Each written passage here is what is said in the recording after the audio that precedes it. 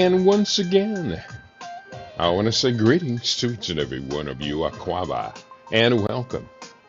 Welcome to another round of the Conscious Roster Report here on LIB Radio, LIB TV, here on livinginblack.com. My name is Keely Whiteout, aka the Conscious Roster. Weekday mornings, you and I get together live. We come at you from 9 a.m. Pacific time. It's 12 noon Eastern Time, 5 p.m. GMT, and 8 p.m. East Africa Time. We get together with you and we deal with culture, consciousness, historical perspectives, entertainment, economics, education, health, labor, law, politics, religion, family, conflict, future studies, all areas of human interactivity and development. Today's date is Tuesday. It is the 11th of February, 2025 in the Western calendar. This corresponds to the year 6265 in the Kemetic calendar, to which we have realigned our cultural clock. Welcome to the 7th millennium. You have found your family in a peaceful place here on LIB Radio, LIB TV, and livinginblack.com. Here's what we have on the agenda today. I am in the midst of writing a series of books. For those of you unfamiliar with why does he write so many books, well, I teach a class. The class is called 90 Days to Write and Publish Your Book. And on January 18th, I gathered together. We just launched the newest class. And what I do is I show the students by living example that you can get more than one book done in 90 days. But getting your first book done and published into and from the printer in 90 days, for most of us, is really quite a life accomplishment. So I have released my first book within that 90-day window, although I did start the book a month or two earlier. But having my first book now, I have several more books queued up to get done. If I only got just the one that's just been released and another one out for this 9-day period, that would, for most people, to have 2 books out within 1/4 of a year. Plus, there were 2 of my books that came out in December. To have that amount done would be a life miracle. Well, I have 55 books I publish now. And as you can tell, these are not just lightweight books. These are science-based, data-rich books. And I'm going to show you today a living example of what I do and what I do my best to teach you to do successfully as well. All of us have the potential to be a world-class leader. And one of the things that world-class leaders do is they leave a permanent record of the brilliance of their work. So today we're going to return to my book. The book is entitled, let me see, do I have a cover handy? No, I have one cover right here handy on my desktop. The book is entitled The African Future, Empowering a United and Prosperous Africa for Future Generations.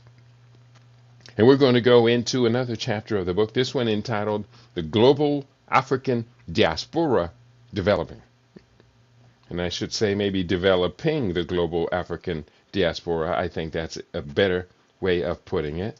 Let me just real quickly make that chapter title change.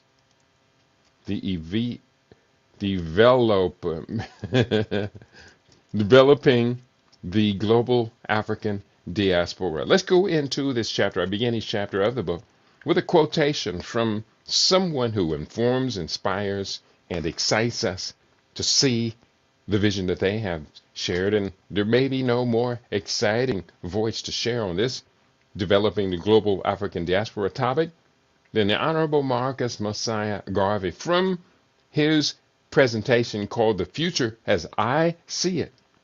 He wrote, and I quote, "We are organized for the absolute purpose of bettering our condition, industrially, commercially, socially, religiously, and politically. We are not organized to hate other men, but to lift ourselves and to demand respect to all humanity. Marcus Garvey, from The Future as I See It. Let's go forward, and I am editing the book as I'm reading these chapters, so bear with me. From time to time you will see me go back into edit mode as I continually strive to update accurate data on African global demographics. I frequently find it most convenient to cite my own work from recently published books. Let's begin today's demographic update with this short chapter from my 2018 book, Futurenomics. And this short chapter is entitled Black Majority Nations Outside of Africa. Today, there are more than 70 black majority nations worldwide, more than 20 of these groupings outside of Africa. This number looms even larger as many Pacific Islander nations are majority populated by Melanesians, Polynesians, and Papuans, all of whom are of predominantly African genetic lineage. Their genetic roots blended with Asian and European voyagers in recent centuries. Culturally, many Pacific Islanders have retained a significant resemblance to root African social patterns. 20 Western Hemisphere nations, several of them territorial protectorates of the US, UK, and the Netherlands, have black majority populations, ranging from as high as Haiti or Haiti's 95% to a majority black/mixed Brazil with 50.7% evolved from African lineage. Toward our aim of creating robust transnational relationships with national populations whose cultural heritage most closely matches our own, creating deeper economic ties with these nations would be a bold and productive strategic move. Game theory, anyone? Let me put that reminder in here because there's a chapter in the previous book, Disaster Preparedness for World Wars 5 and 6, that talks about the importance of game theory. So let me just put this in parentheses, not in parentheses. Game theory, anyone? Going forward, these 20 Western Hemisphere nations with black majority populations are: number 1, Anguilla, 85.3%, or Anguilla, I guess you would call it if you're not Spanish heritage. And these are all in alphabetical order, not necessarily in order of the percentage. Number 2 on this list, Antigua and Barbuda, 87.3% majority black. Number 3, Bahamas, 90.6%. Barbados, 92.4%. Bermuda, 53.8%. Brazil, 50.7% mulatto, mixed black and white, and black. British Virgin Islands, 76.3%. Cayman Islands, 60%, includes the Creole mixed population. Curacao, African Caribbean majority. I didn't get the exact percentage of ethnic breakdown on Curacao, but African Caribbean majority, yes. Dominica, 86.6%. Grenada, 82.4% majority black population. Haiti, 95%. Jamaica, 92.1%. Montserrat, 88.4%. St. Kitts and Nevis, 92.7%. St. Lucia, 85.3%. St. Martin, majority Creole, mixed black and white, and black. St. Vincent and the Grenadines, 66%. Turks and Caicos Islands, 87.6%, and the U.S. Virgin Islands, 76%. On the African continent, there are 5 countries identified as Arab Maghreb. Includes Algeria, Libya, Morocco, Mauritania, Tunisia, 4 of which are of Berber majority populations, considered a mix of predominantly Arabs, blacks, and the Mediterranean. Of these Maghreb nations, only one, Mauritania, has a 70% black majority. Egypt, which is not listed as a Maghreb partner, has a dominant population that does not consider themselves, quote, black Africans, unquote, referring to themselves simply as Egyptian. The genetic mix of modern Egypt includes an ancient blend of Arab, Mediterranean, Nubian, and Western Asian. One quick correction here.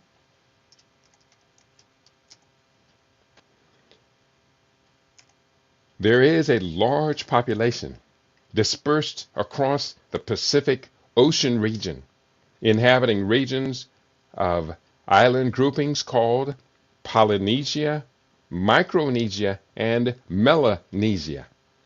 From visual as well as genetic evidence of their ethnicity, we can determine that a number of these Pacific Islanders are essentially African, with ancient origins dating back 50,000 years and quite likely much earlier. The people of Melanesia have a distinct ancestry, along with the Aboriginal inhabitants of Australia. Along with the Aboriginal inhabitants of Australia, they are believed to derive from the Proto-Australoids who emigrated from Africa between 50,000 and 100,000 years ago and dispersed along the southern edge of Asia, giving rise to Australoid populations in various places, including Tasmania, Tasmania, South India, Sri Lanka, the Andaman Islands, the Philippines, New Zealand, parts of Indonesia, and people of the Torres Strait Islands, which are 274 islands in the sea separation between northern Australia and New Guinea. The limit of this ancient migration was Sahul, the continent formed when Australia and New Guinea were united by a land bridge as a result of low sea levels. The first migration into Sahul came over 40,000 years ago. A further expansion into the eastern islands of Melanesia came much later, probably between 4,000 before the Common Era and 3,000 BC. Even the designation of these lands with the term Guinea indicates the African roots of these groups. Citing, and I'll read this excerpt and then give you the citation. The term Guinea, Guinea, historically refers to the coastal region of West Africa, stretching from Cape Verde to Namib, formerly Mocamedes, Angola. Europeans used it to describe the lands south of the Senegal River, inhabited by the Guineas, or the Guineas, a generic term for the African peoples in that region. The etymology of Guinea is believed to come from the Berber term Guinawen, meaning the burnt people, which was used to describe sub-Saharan Africans. The Portuguese adopted this term in the mid-15th century and used it extensively in their explorations and trade activities along the African coast. So there we have the origin of the term Guinea. So when they talk about Papua New Guinea or the Guinea Islands or Guinea people of South Pacific, we claim them. I claim them as the global African diaspora.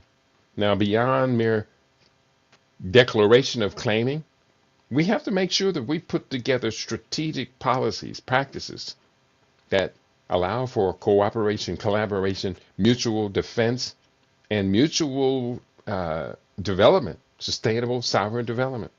Absolutely, beyond a shadow of a doubt. I did mention a couple of points of reference. Excerpt. This was from the article, two articles I cite in this excerpt. Melanesians have blonde hair and dark skin. Many argue they're not of African descent. That written by Fisher Jack, September 2016 in Euroweb. And the second point was from Wikipedia on their section called Guinea, and also included the Collins Dictionary along with Wikipedia for the definition of the term Guinea. Going forward, further, there exists a large dispersion of Papuans across the South Pacific and South Asian regions who share physical and genetic commonalities with ancient African migrants. The first inhabitants of the island of New Guinea were African people of various ethnic groups called tribes, who altogether spoke more than 700 distinct languages. Spanish and Portuguese explorers first penetrated the eastern half of New Guinea in the 16th century. The fact that Afri-Amers and other diaspora-born populations share distant genetic roots with these dispersed populations should be impressive. Yet, it is insufficient to guarantee that we will collaborate to succeed in a new global environment dominated by, quote, tribes, unquote. Toward our global empowerment over the future, we absolutely must better connect with this globally dispersed population of blacks, Africans, Creoles, Melanesians, and Papuans. Throughout my 2018 book, Futurenomics, we strove to articulate a myriad of practical pathways through which we can engage these relationships, develop deep working partnerships, and raise the status of Africans worldwide toward creating an empowered and prosperous global tribe. That introduces this particular chapter that we are dealing with here today. Let me just take a moment here and acknowledge you, the listening audience, for being in the house today. I am because we are, and we are truly, truly a great global people. And I just want to let you know how much you are appreciated as part of this conversation. We are again streaming today on our YouNow family is always in the house. We appreciate, love you for being in the house. YouNow, let me just make sure that you get acknowledged. I do see Chill is in the house, or is that D Hill is in the house? Not Chill, but D Hill. I see Bill Lackett. And I thank you, Bill, for being in the house. Rob Kevin in the house as well. And so welcome, Aquava. It's always a pleasure, an honor and a pleasure, especially to see new voices in the house as well. We are streaming today on YouTube. And so welcome to the YouTube family. And as usual, our main streaming broadcast is on the Rumble channel. So Rumble channel, where are you today? This is the smallest number on Rumble I have seen in quite some time. So we'll do the best we can to do the best we can. Always striving to do better. As we get access to better resources, we get a chance to do even better for even more people. Are you in the house today? Throw up a couple of words of greetings. That's always, always, always great for our global listening family. Are you in the house? I did start a few minutes later than normal, but usually that doesn't stop our people from finding us and logging in. Let's go forward. We're in the chapter of the book. The chapter of the book is called, let me pull up the book. Yeah, the chapter of the book is called Developing the Global African Diaspora. Subchapter, let's start looking at these various tribes. One of the most exciting to look at is the Brazilian Quilombo people.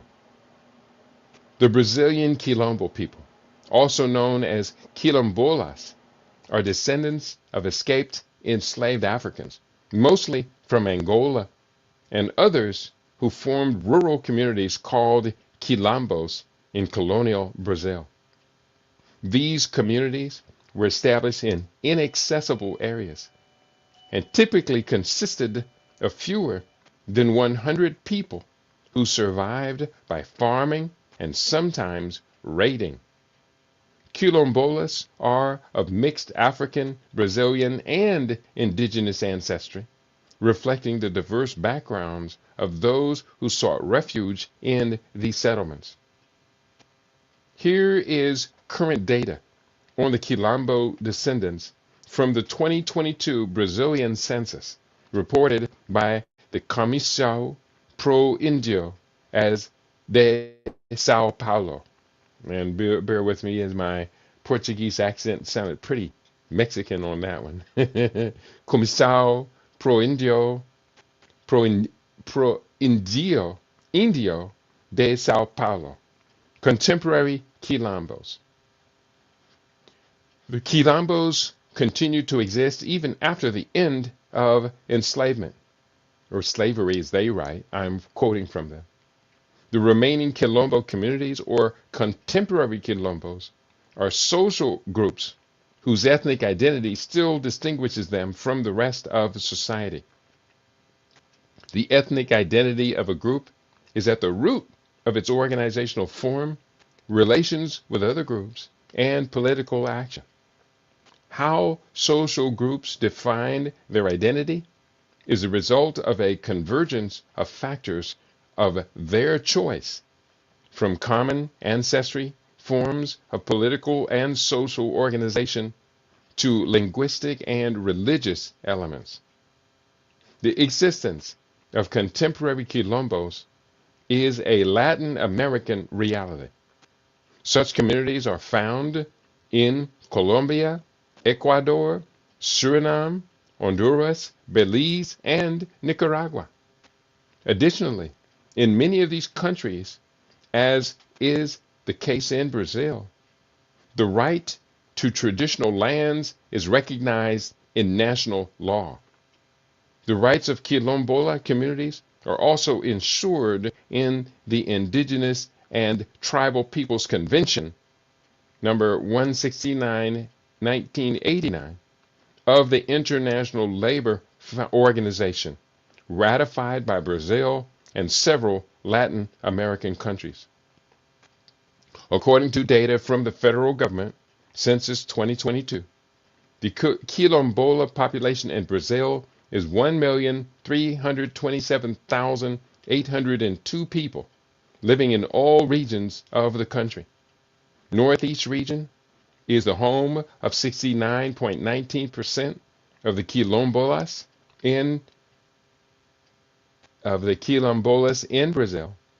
In the legal Amazon, the 2022 census found 426,449 Quilombola persons, which meant 1.6% of the population in this area and almost one-third, 32.1%, of the Quilombolas in the country.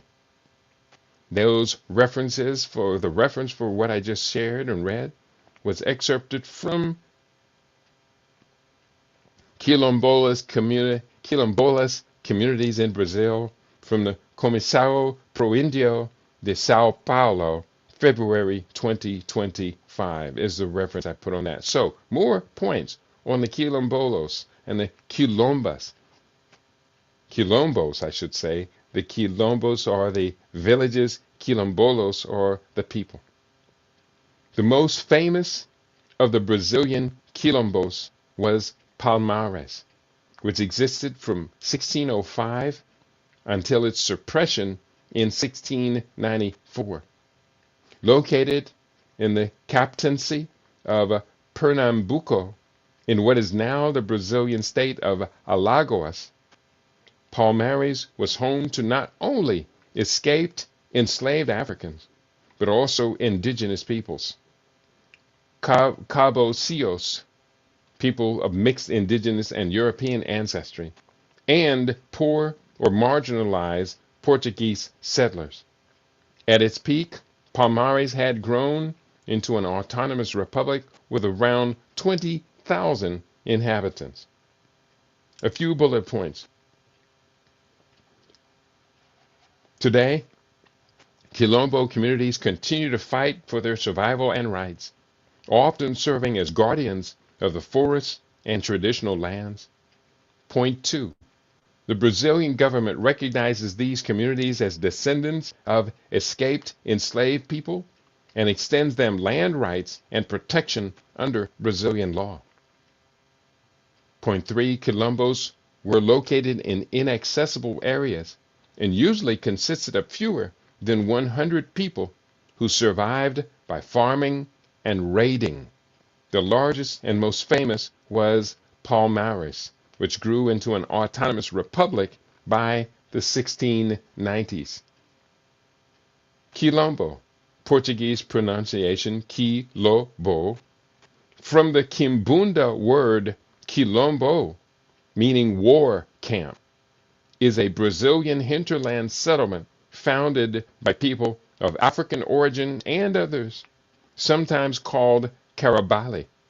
Most of the inhabitants of Quilombos, called Quilombolas, were Maroons. Other Quilombos emerged during the age of Palmares and the Aqualtun dynasty. Fleeing freedmen befriended and allied with Brazilian indigenous peoples. Most of the Quilombo population today is mixed African, Brazilian, and indigenous ancestry. Point: as early as the mid-17th century, colonial chroniclers in Brazil were writing about those who escaped enslavement, especially Palmares. The most famous of all Quilombos, Palmares was a federation of Maroon communities whose population was estimated by contemporary sources to be 11,000, 16,000, 20,000, and even 30,000 people. Quilombos were known as hotbeds of Afro-Brazilian resistance. Quilombos. Very, very important. I hope you appreciate that lesson. I most certainly loved putting that lesson on Quilombos together. We have heard about Quilombos over many years. Dr. John Henry Clark had a wonderful presentation lecture on the subject, I can recall.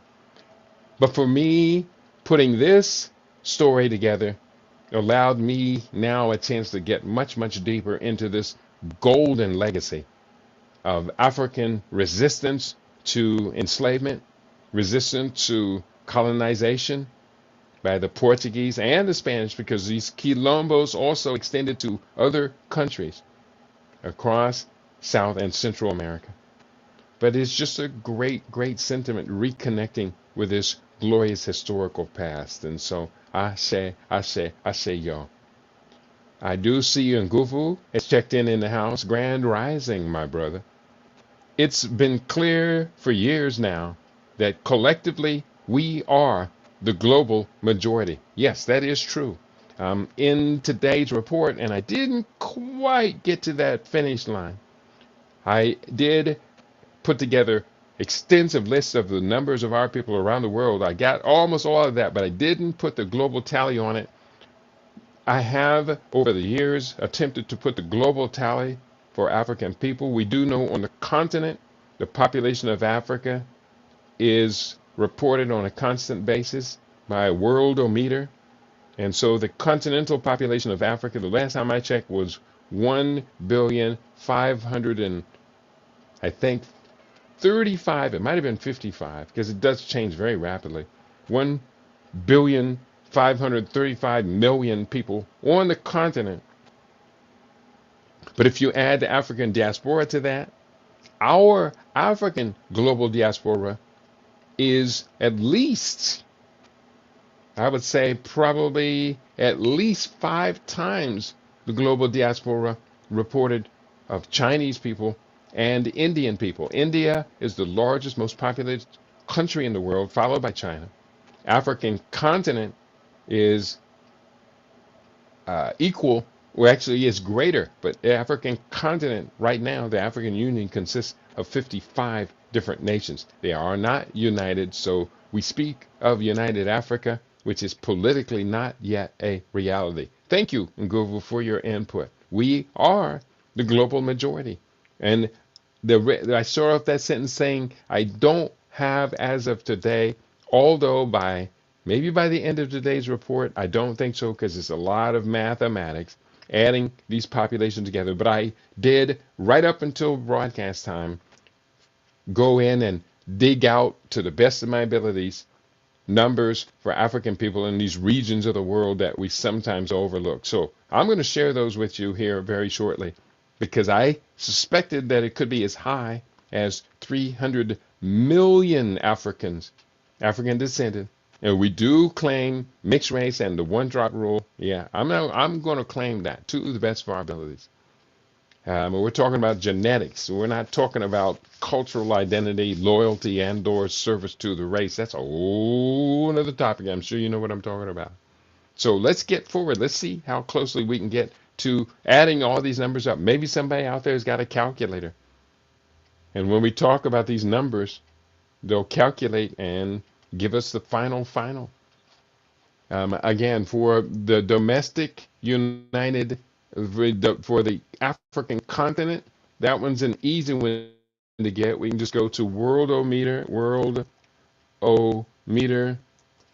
Africa, and that one will take us right to population of Africa 2025. It's counting by the number of births, 1,536.5 million. So I was off by 1.5 million. Not bad. So going forward, good to see my audience is growing. Stick around, people. This is a very important demographics, most important subject when it comes to predicting the future. And today we are going deeper in the African population than I suspect anyone you have ever seen do. Because I pay attention. I will follow and correct and or affirm everyone I see doing this work, but very, very few people do it. So a lot of mathematics, a lot of crime, and the numbers are changing constantly on a broad basis.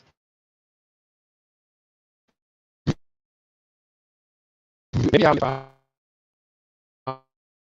to put a calculator. If we identify these Africans, we're going to put them into the calculator. So right now I'm pushing up a calculator online. We do have the African continent at 1,536,510,848 or 845. I ended up typing in because Africa's growing to population growth every less than a second. Another baby born to Africa population. That's that fast. So here we have 1,536,510,845 plus, and now let's go back to my research and let's see what we can add up. You may see us come to this figure today in real time. We're still talking a couple more points on the Quilambos. No, I did make that last point about Quilombo populations. And did we get a final total on Quilambos? Yeah, there was a final total from the Portuguese government. The Quilombo population today is 1,327,802. So I'm going to add that to our another number, plus 1,327,802, plus 1,327,802. All right, now we've added the continent along with the quilombos of Brazil. Let's go forward. Next up on my research for today, we're talking about Afri-Amers. This is a big surprise. I got some big surprises updating these in the last 24 hours. The Afri-Amer tribe, racial and ethnic changes. Comprehending change in the ages, race, and population density of people in the United States has the potential to tell a powerful futurist story. Accurately assessing and understanding shifting demographic trends demands dedicated sifting through decades of population data. However, there is a story distorted by clashes of civilization and culture in a nation that has been traditionally dominated by white supremacy rule. According to the U.S. Census in 2021, the largest racial or ethnic group in the U.S. was classified as white non-Hispanic, with a population of 196.8 million people. Between 2010 and 2021, the Hispanic Latino population experienced the greatest growth, increasing by 11.9 million from 50.7 million in 2010 to 62.6 million in 2021.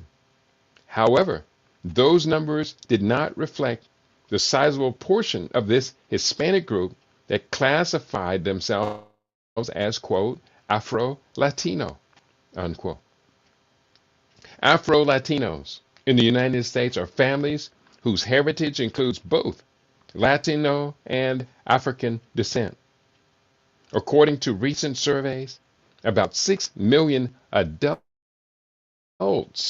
in the United States identify as Afro-Latino, which is about 2% of the adult population in the U.S. and 12% of the country's adult Latino population.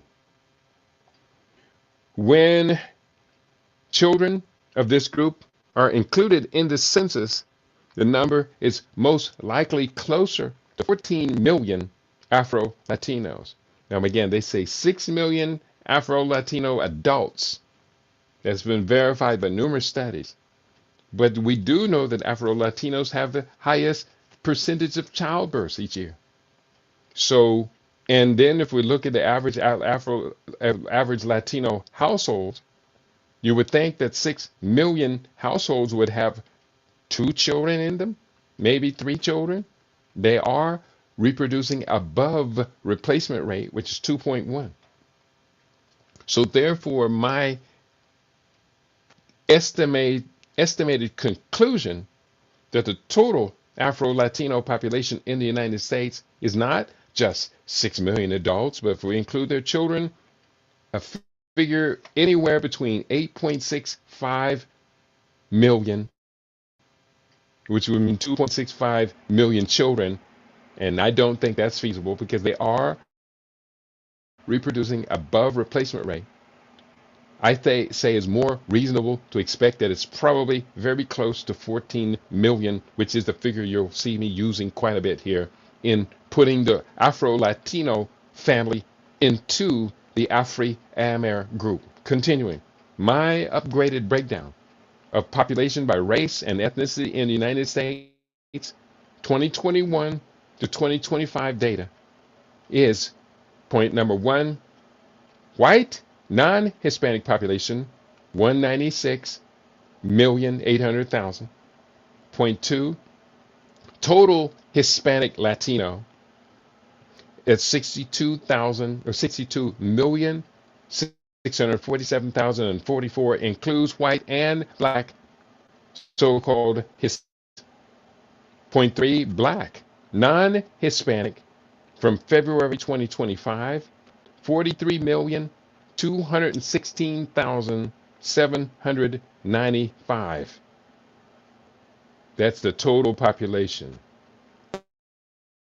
Or 12.7%, 12.47% of the total U.S. population. That's black, non-Hispanic. U.S. total population of 346,566,116 people.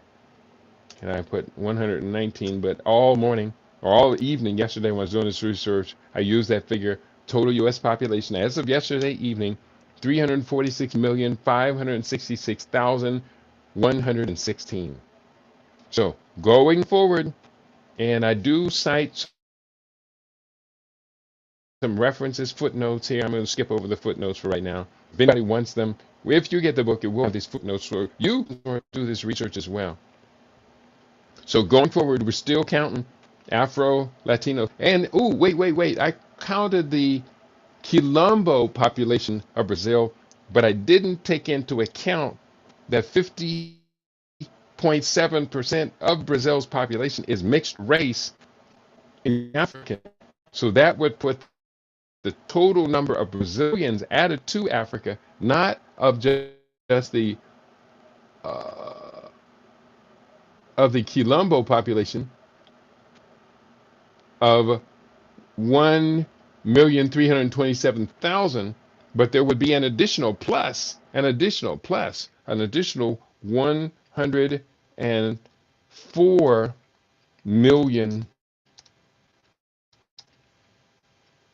104 million from Brazil added to Africa. So that puts us at 1,641,838,000 globally. So going forward, we're about to bring Afro-Amers into this group as well. Black Hispanic adults. Here's another bullet point. I'm showing you how we're getting these numbers. Black Hispanic adults. In May 2022, the Pew Research Center reported an estimated 6 million Afro-Latino adults in the United States, comprising 2% of the adult U.S. population and 12% of adult Latinos. They also stated that, quote, 1 in 7 Afro-Latinos did not identify as Hispanic, and that 30% of Afro-Latinos adults were aged 18 to 29. Now we can see there, because of that 30% age 18 to 29, we can see the baby bulge, the youth bulge among this group of Latinos.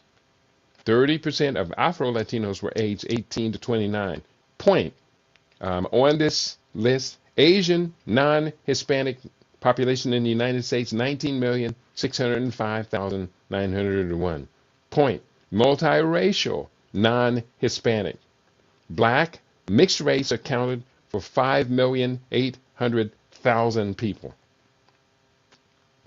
Amerindian, First Peoples Nations, population in the U.S., 2,911,155. Native Hawaiian Pacific Islander population of the U.S., 658,476. Black non-Hispanic population in the United States Census was listed as of 2021 41.86 million. 41.86 million. Afro-Latino adults and children, approximately 14 million. Again, I showed you earlier how we came to that conclusion. Afro-Latino adults and children, approximately 14 million.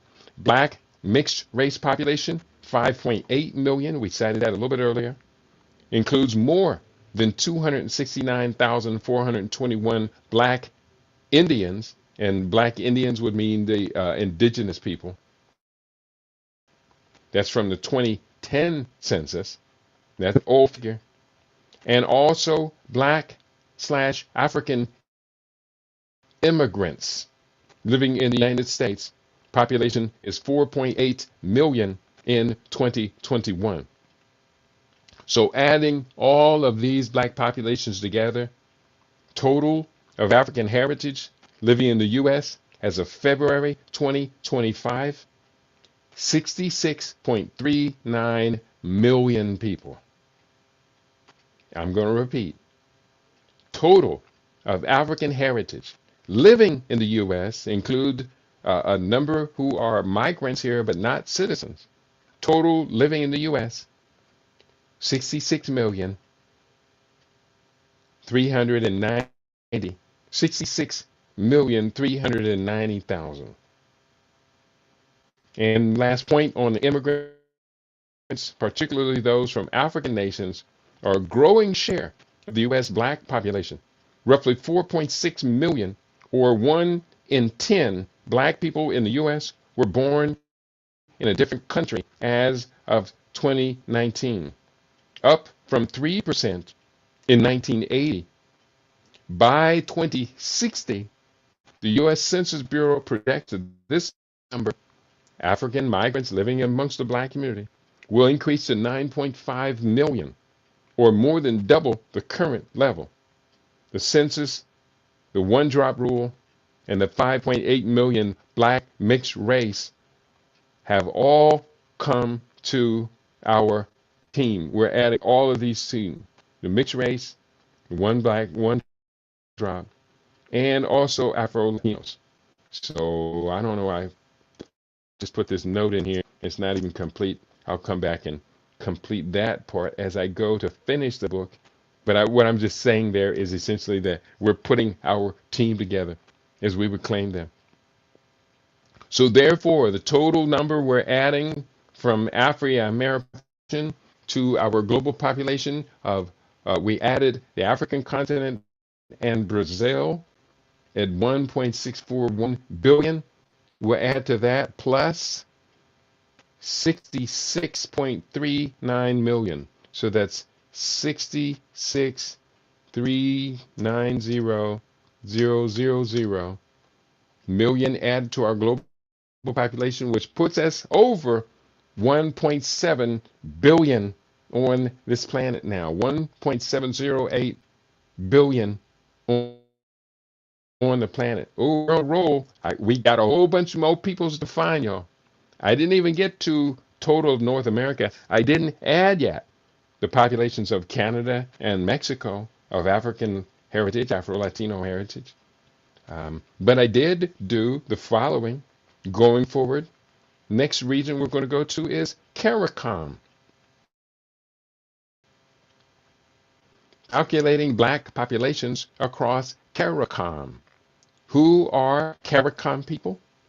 The people of CARICOM, or the Caribbean community, are descendants of various ethnic groups that have shaped the region's history and culture. Here are some of the main ethnicities represented. Indigenous peoples. The earliest inhabitants of the Caribbean were the Carib, Arawak, and Siboney groups, who migrated from South America. Today, descendants of these groups, along with other indigenous peoples such as the Maya, Garufano, Suriname, and Tainos, can still be found across the region. Africans, who are CARICOM people, Africans. The majority of Africans in the Caribbean were brought as enslaved humans. They say slaves. We say enslaved.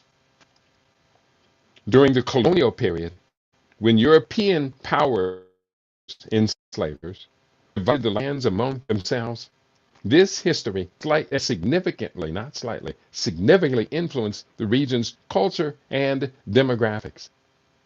Point 3, Indians. Many Indians were brought to the Caribbean as indentured laborers after the abolition of slavery, particularly to work on sugar plantations.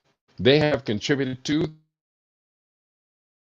the cultural and demographic of the region. And we're talking about from the continent of India to the best of our abilities here on LAB Radio. We do not refer to first peoples of the Western Hemisphere as Indians.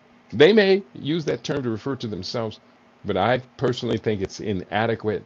It's kind of a slur on their own glorious history. We do refer to them as Lakota, Sioux, Navajo, Arapaho.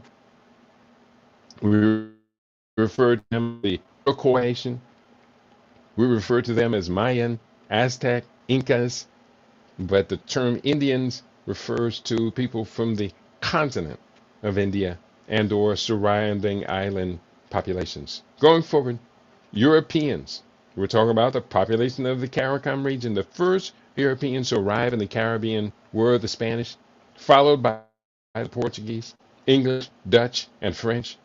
Their arrival marked the beginning of colonial rule and had a profound impact on the region.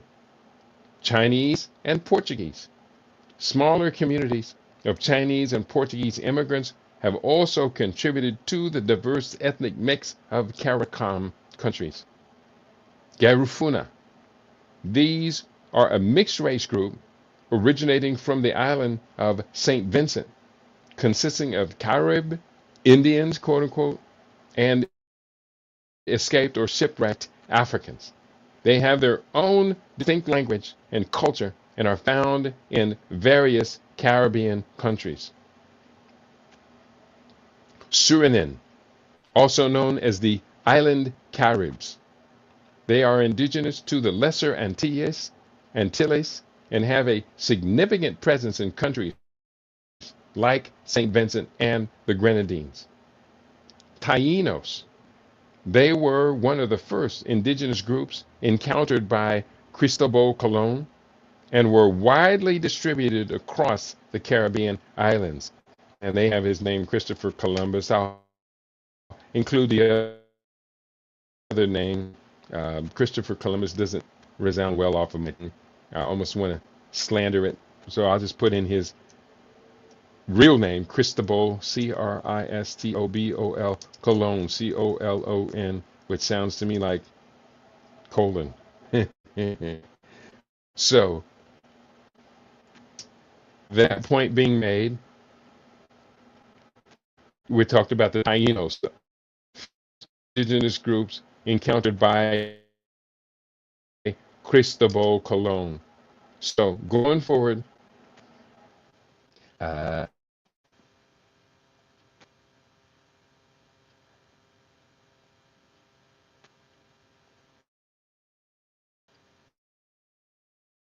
okay, just doing a couple corrections in the background because I have the responsibility to correct all this stuff here before it goes out. So why not do it while I'm reading it all? Here we go. Maya.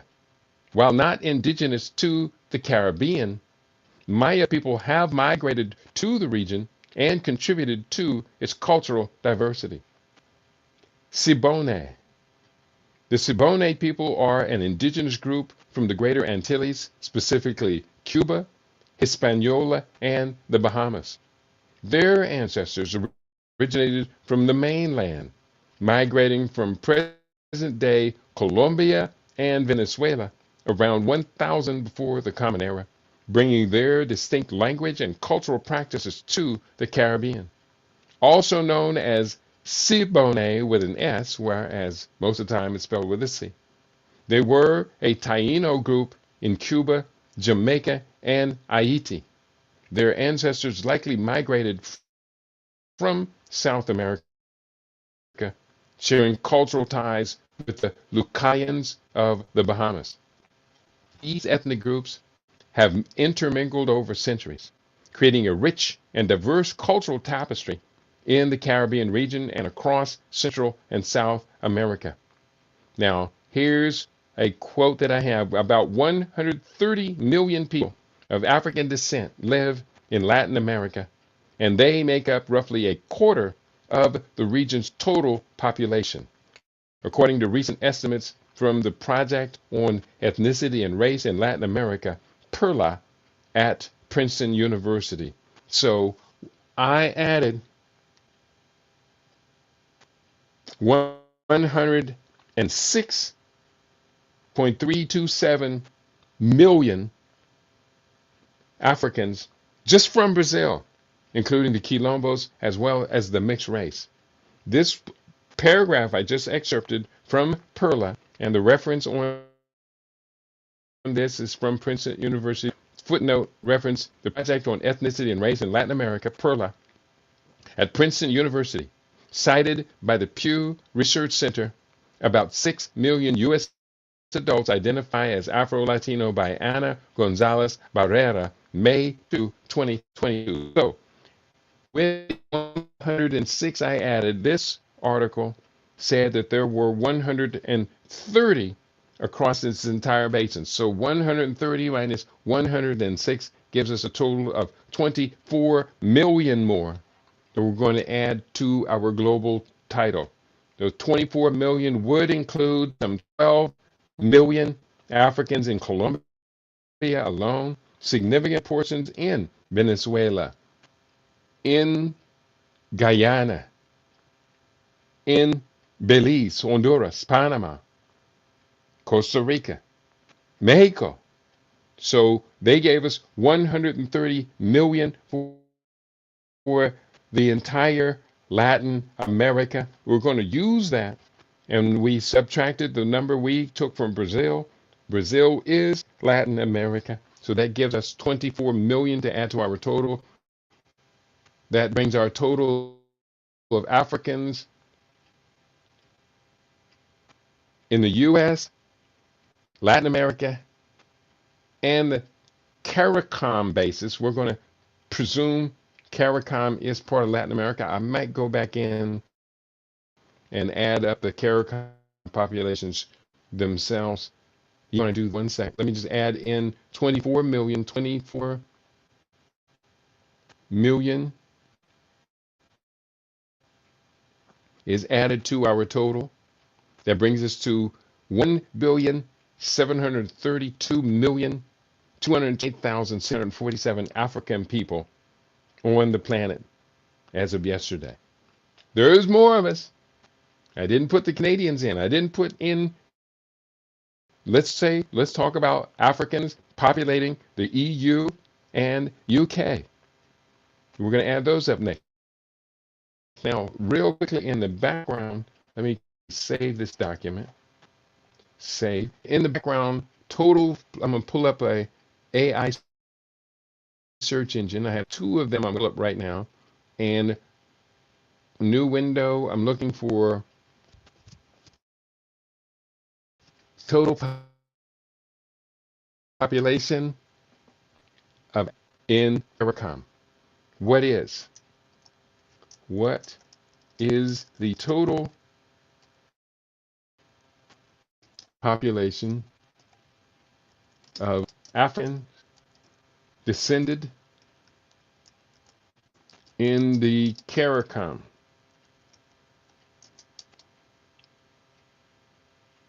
CARICOM nations.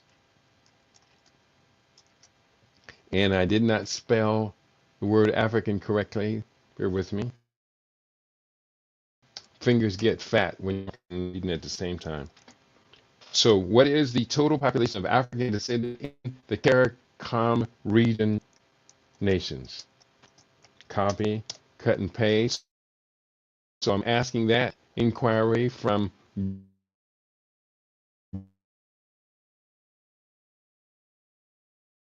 Brave, and I'm going to ask the same inquiry without that first one returning the same and go I searches when I'm looking for data, because they will disagree. Then you have to reconcile them. Okay, it says here CARICOM is home to approximately 16 million citizens of African heritage, and a significant portion of the population has African ancestry. So that didn't really answer the question. So that's why I used another one. This time we go to Copilot and ask the same question. And if it doesn't give me a precise number, even though we did say the majority black nations across that whole region, but it's going a little bit of work. Let's do this real quickly. Here, total population of Africa It's glitched twice. It's a battle going on in the world. And see, Brave said CARICOM, 16 million, approximately 16 million, while Copilot said there are over 18 million. Now, that's a pretty significant difference, 11% difference between these two estimates. I could not find the exact number of people of African descent specifically. It's well known the majority of the population in many CARICOM countries, such as Jamaica, Haiti, Trinidad and Tobago, and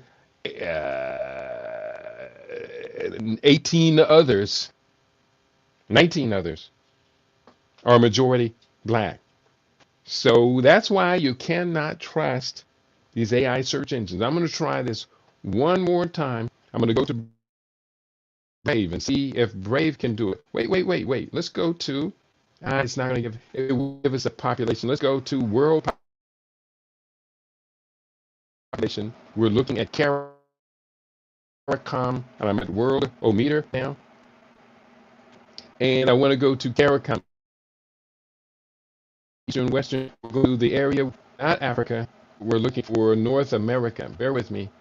World population, countries in the world by population. We want region. Asia, Africa, Europe, Latin America, and the Caribbean. Caribbean, Latin America, the population of the Caribbean basin. And I wish I could just throw a number on population, but I will say majority. So across the population of the Caribbean basin, Caribbean population, in real-time count from Worldometer, 44,554,545.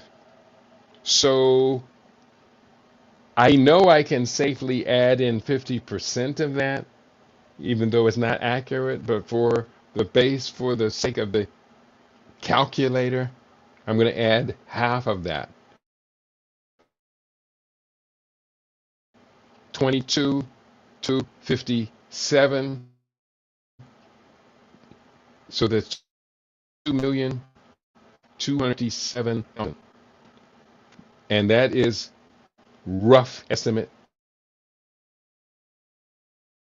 I know it's going to be higher than that. So we've gotten to Europe. We haven't gotten to the UK. We haven't gotten to the Arab nations, and we have not counted across the Pacific region. But we are now at 1,754,485,647. That's our population. Africans populating the UK and EU, according to sometimes conflicting data, the estimated population of people with African heritage in the UK as of 2024, around 2,409,278. In England and Wales, accounting for 4% of the population. In Northern Ireland, 11,032 people identified as Black African or Black Other, representing 0.6% of the population. The census in Scotland was delayed and took place in 2022, with 65,414 people identifying as Black, representing 1.2% of the population. Another search as of 2024, the estimated persons of African heritage in the UK is approximately 2.9 million. And that figure is consistent with the numbers that I put together several years ago on this. This figure is based upon data from the Office for National Statistics and other sources. Copilot reported as of 24, the estimated population of persons of African heritage in the European Union is approximately 96 million.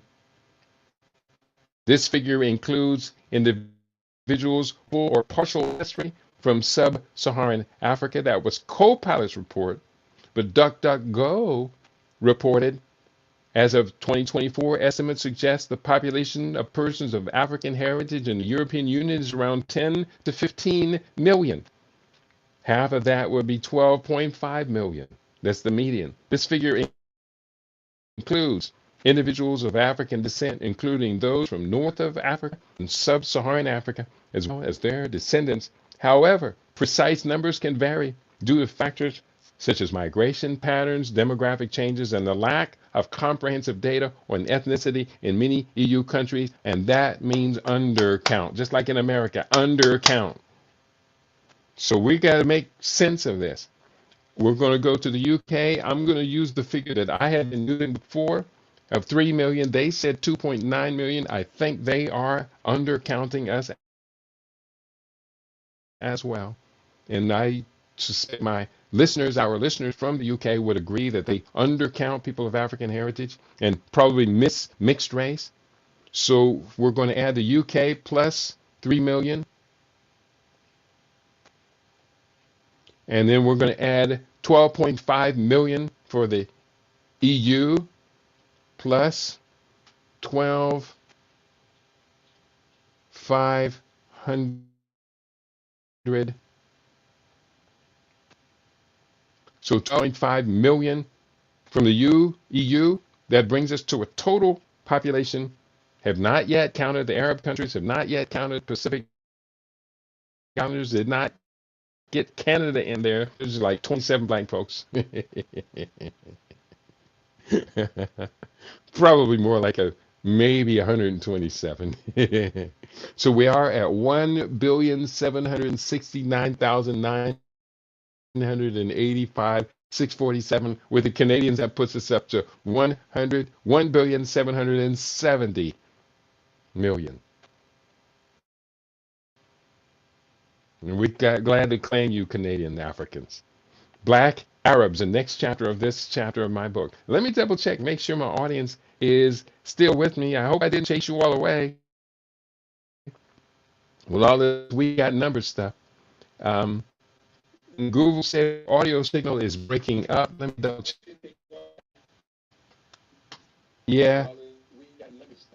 Yeah, the audio is breaking up because I'm just doing too much on the computer. Let me drop World of Me because it was updating in real time. Let me drop the WhatsApp group. Okay, I do see you in the house. Rhonda says Uja. Oh, great to have you with us, beloved. And let me just drop a little bit more, clear the buffer, and hopefully, I think it should sound a little better. I dropped some of the extra windows and cleared the buffer, and drop a couple more of these tabs. Okay. I think it should sound a little better. Thanks for letting me know about that. That's greatly appreciated. You helping me with the signal integrity is wonderful, wonderful, wonderful. So we are up to 1,770,000,000. Let's keep going. Let's keep finding our people. Black Arabs. Determining the number of African heritage living within Arab majority nations is difficult because of thousands of years of genetic mixing. The term Semite itself is indicative of this mixing over millennia.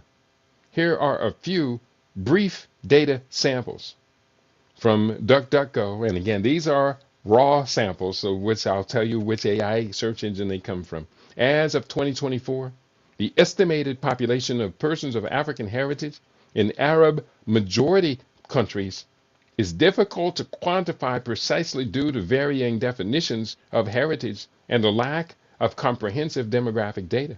However, it is generally acknowledged that there are significant populations of African descent in several Arab majority nations, particularly in North Africa, such as Egypt, Libya, and Algeria, and in the Gulf states due to historical migration and labor patterns.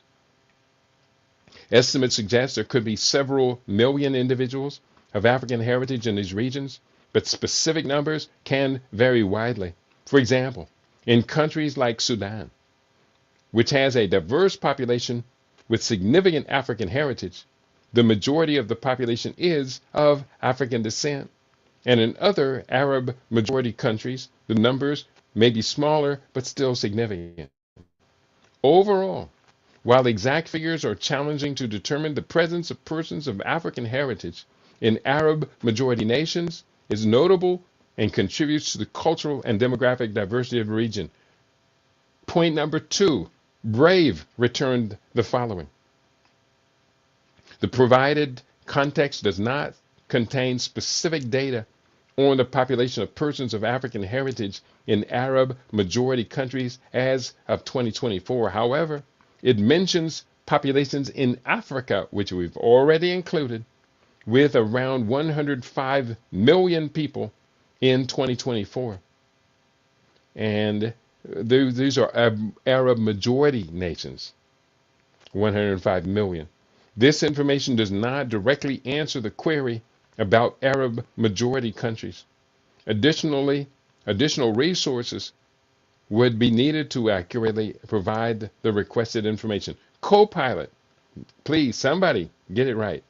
As of 2024, the estimated population of persons of African heritage in the Arab majority countries is approximately 15 million. This includes individuals with full or partial ancestry from sub-Saharan Africa, residing in countries such as Egypt, Algeria, Morocco, and others in the region. So we really can't use that. I was looking more for, and I should have specified, Arab majority countries in Western Asia. And let me see. I don't even want to go look for that right now. Let me look for it real quickly. Who did the best? Copilot did the best. Let me just use them one time and see if it can give me something. Bear with me, y'all. Wrapping up the program here very shortly. What is the estimated population of persons of African heritage living in Western Asian countries, including, let me be more specific, including Saudi Arabia, Yemen, Iraq, not Iran. I can say Iran as well, but there's only like 4 people. Iran. What other countries would be included in that? And the Gulf states. That was a pretty specific inquiry. What is the estimated, let me spell that word right. And let's do the inquiry. I'm going to put the same inquiry up on Brave, which usually does a good job, but sometimes when it comes to demographics, Brave doesn't do me so well. So this inquiry and go to the results from Copilot. The estimated population of persons of African heritage in Western Asian countries, including Saudi Arabia, Yemen, Iraq, Iran, and the Gulf states, is not precisely documented. There are communities of Afro-Asians, people of mixed Asian and African ancestry in these regions. Numbers can vary widely and often underreported. That was a non-response.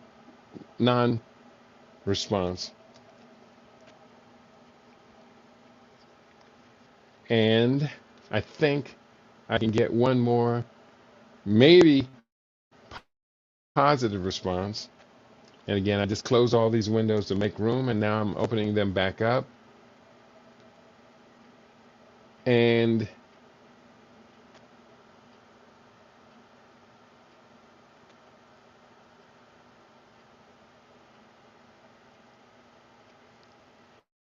I don't know if it's going to satisfy our inquiry.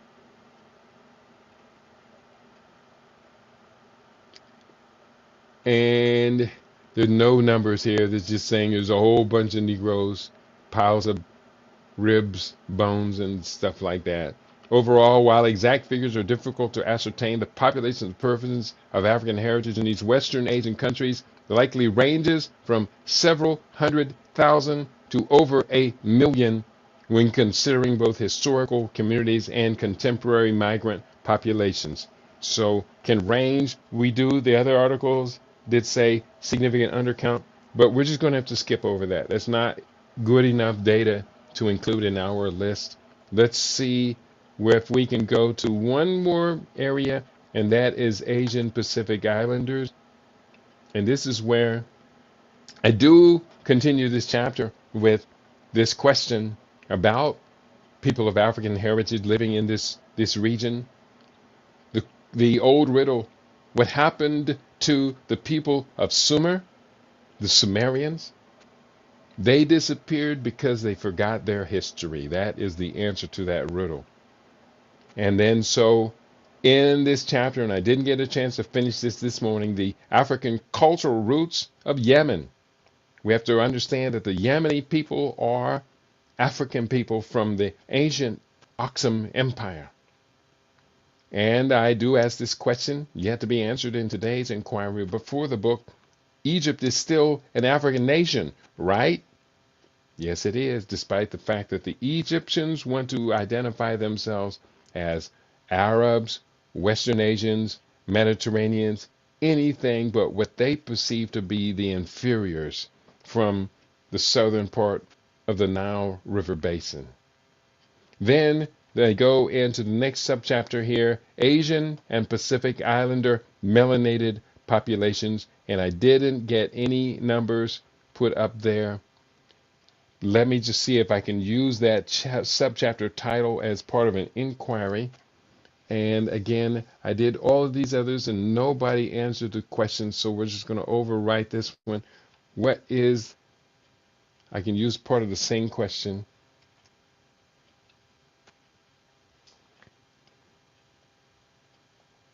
Bear with me.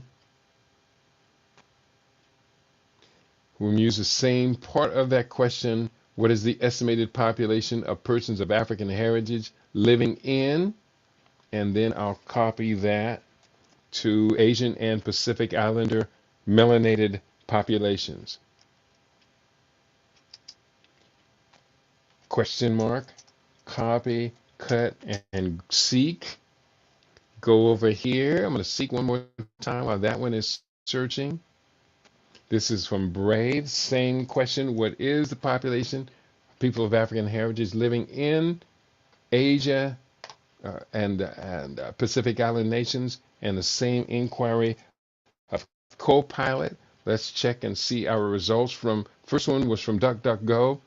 India, communities such as the Sidis, who are of African heritage, their population is estimated to be around 50,000 to 100,000. Sri Lanka, the Kafirs, that's that nasty terminology from South Africa, were brought to the island, number in the thousands. Southeast Asia, Malaysia and Indonesia have small populations of African.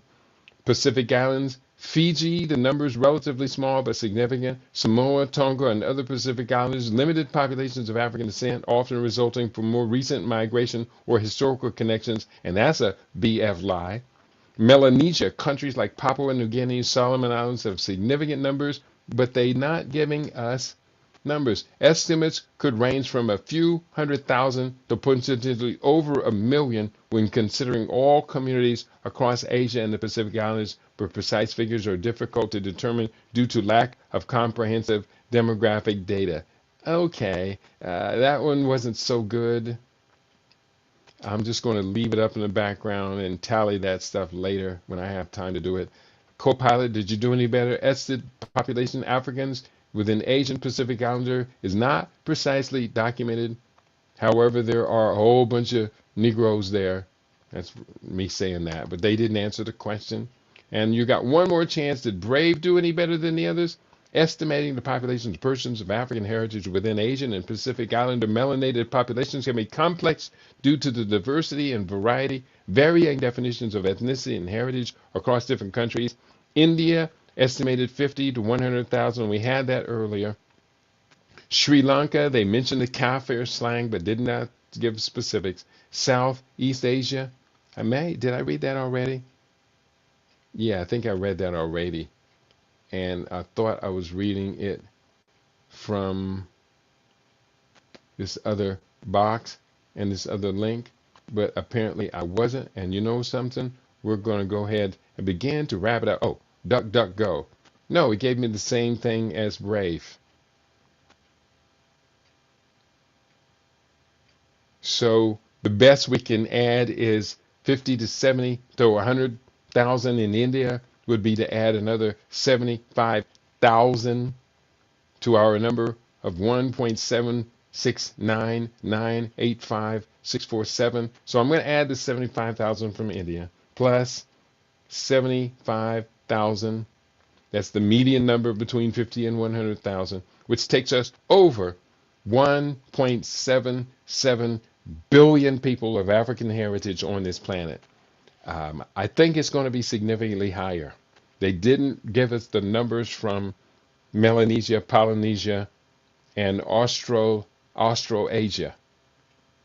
We didn't get the black fellows from Australia.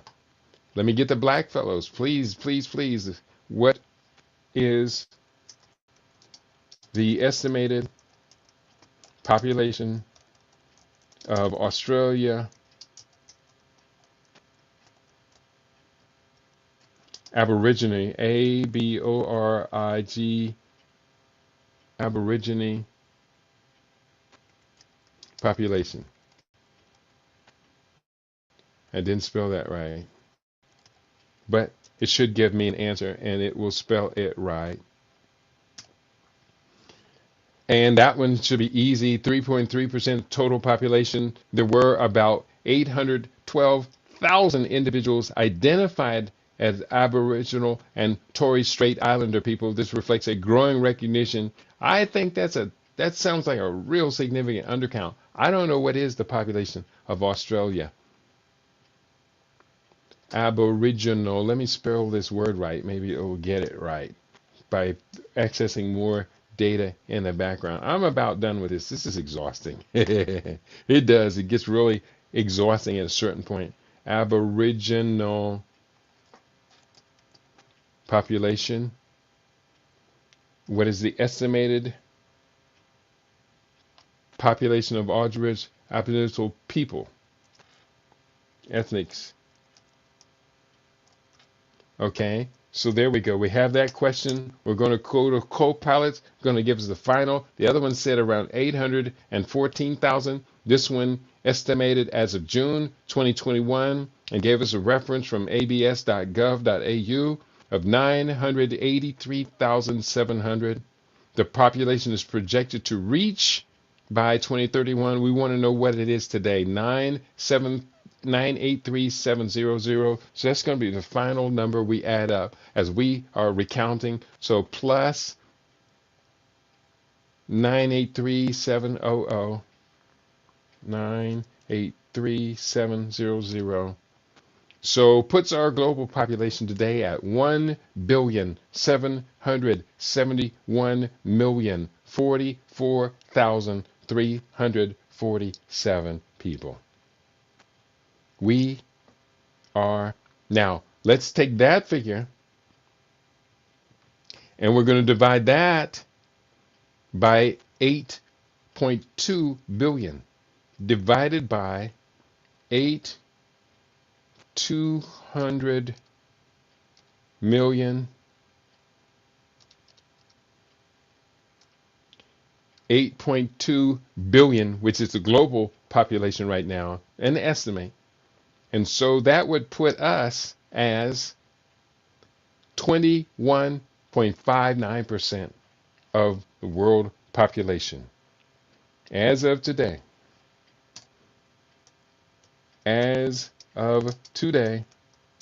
February 11, 2025, my calculations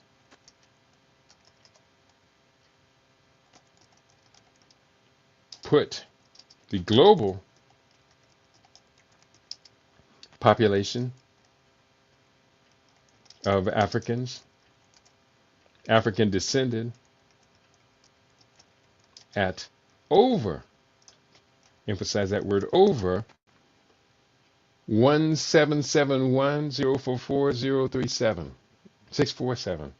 Again, 1-771-044-347 or 21.6% of the world population. There you go. That's my conclusion. Let me highlight that. I will come back and finish writing on this chapter today. I want to thank you all for tuning in today. Let me just see if I got everybody's message in. Now, there are so many things we need to do that we can do with this global population, and we need to get serious about this. We need to get serious about our people's health. We need to get serious about collaboration, cooperation, about building. We need to get very serious about security for our homeland, our mother continent. And for some odd reason, I had a glitch and I kind of lost my audience contact here. We do the best we can, always striving to do better as we access more better resources. So, real quickly, that was what our conclusion was. And let me just share the conclusion as of today. Copy. Where we at? Copy this paragraph. Come on. Copy. And I'll post this up for our YouTube family. Post this up for Facebook family and Rumble. I don't know what's going on with you. But we are finishing for today. And I seem to have lost much, if not all, of my audience. But we are finished on the Rumble broadcast. And this is a little unusual, such an important show. A little unusual to finish Rumble. But Rumble did something because it normally had never done that, just crash and dump all of the stuff in the chat. So something happened there. Let me see. Did it dump all the likes? Yeah, something happened. So we're going to wrap it up. This is challenging, isn't it?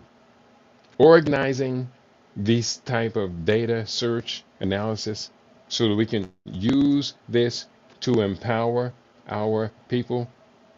You can see it's not easy to do. There are certain gaps in the data. How many blacks are in Russia? Probably quite a few. We did do the EU, UK, we missed Canada. We got part of Western Asia, but not very well done at all.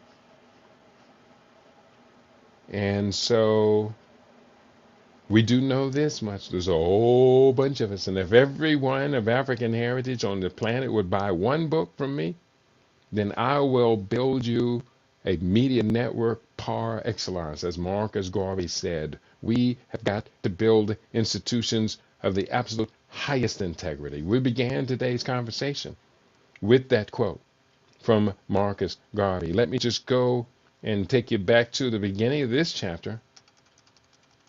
And that quote from Marcus Garvey, so very important. Wow, this is a long chapter as I'm scrolling forward trying to find the front of it. Adding up all these people. Marcus Garvey said, and I quote, "We are organized for the absolute purpose of bettering our condition industrially, commercially, socially, religiously, and politically. We are not organized to hate other men, but to lift ourselves and to demand respect to all humanity." Marcus Garvey from the future as I see it. Cited today here on your favorite, we aim to be your favorite. We are LIB Radio, LIB TV, livinginblack.com. Tell your friends to tell their friends that we have our own. And you know something? You're not going to hear what you heard today on NPR. You're not going to hear what you heard today on the Pacifica Network, the liberal news media, MSNBC, NBC, ABC, CBS, the left wing, the right wing. None of them are going to do what we did here together today. And it's very, very serious that we take ourselves seriously when doing this research. So, on that note, thank you all for tuning in today. It's been good. It's been empowering. It has been an absolute joy being with you, my beloved LIB Radio, LIB TV, and livinginblack.com audience. I'm going to remind you, you can help a brother out as I help you out. If you are suffering from any one of 22 different disease diagnoses, we list them in the book, Living Superfood Solutions, then you and I have a date with destiny. I want to help you get over them in as little as 5 days. Living Superfood Solutions. You want to prepare for this craziness you see in the everyday news story? You think it can't get any more crazier? I can assure you it's going to get a whole lot more crazy. You need to read the book, Disaster Preparedness for World Wars 5 and 6. How is the global economic and security order shaping up for the 21st century? And the newest book is my third book on longevity, The Stem Cell Revolution. And as the stem cell revolution, we're talking about a holistic approach to stem cell activation and regenerative medicine. Wow, that's some good stuff, y'all. Why? Because I'm in service of a great people and I have to do the best I can. But I do need to work. I need you to work with me. Don't just call me and say, well, what herb do I need to take because my cancer and my left leg is falling off? I'm not going to answer that question. It's a ridiculous question. And I'm not going to ridicule you. I'm just going to explain to you why I will not answer that question. I can't tell you based upon just what that diagnosis says. We got to figure out, how'd you get in trouble in the first place? What's been happening? How do you live? What's the causes of your inflammation, your oxidative reverse oxygen species processes going on in your body? But I can help you. I can assure you that. One of my dear friends last week said, oh, I'm sorry, I was down with pneumonia. I said, you didn't call me. He said, yeah, I'm sorry. And I said, well, don't apologize. Correct the problem. Calling me would be about correcting the problem of pneumonia. That's not a difficult one. And did you know that your pneumonia is actually SARS, severe acute respiratory syndrome? And if you're available to SARS, then you are available to get raked over the coals by these people who want to call everything we are doing, everything we're dealing with, something far, far more serious. So let's help each other out. My phone number, you can text me, 702-580-0662. Text me. Don't call that number. Just text. If you call it and I don't expect a call, I probably won't answer it. But if you text me, I will make time to get back to you because I know you're texting me because you have something that we would be best to work together to help to resolve. And that's what we do here on LIB Radio, LIB TV, and livinginblack.com. Tell your friends to tell their friends that we have our own now.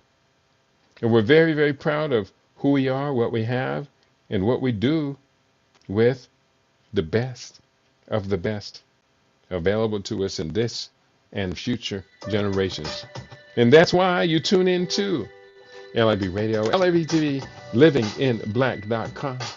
Peace and prosperity to each and every one of you on your favorite. We aim to be your favorite. LIB Radio, LIB TV, livinginblack.com. Peace, y'all.